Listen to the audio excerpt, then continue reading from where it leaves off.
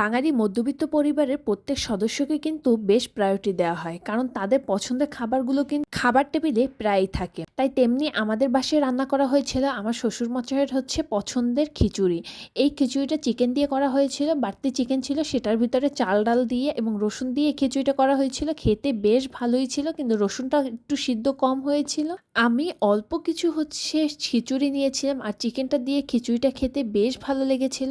যেহেতু এসব খাবারের আয়োজন করা হয়েছিল ডিনারে, তাই হচ্ছে আমি সালাডটা নেইনি, কারণ রাতের বেলা সালাদ খেলে আমার একটু গ্যাসের প্রবলেম হয়। এরপরে নিয়েছিলাম সাদা ভাত, সাথে নিয়েছিলাম কাচকি মাছের চচ্চড়ি। এই চচ্চড়িটা কিন্তু ইউনিক এবং অল্প তেলে এই চচ্চড়িটা এত ভালো হয়।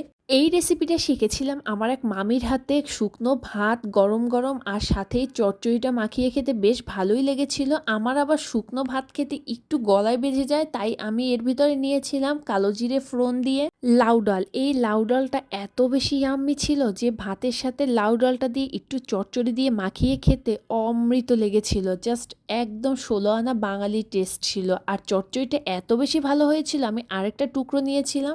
লাউ ডাল আর চচ্চড়ি দিয়ে প্রতিটি লোকমা ছিল অমৃত।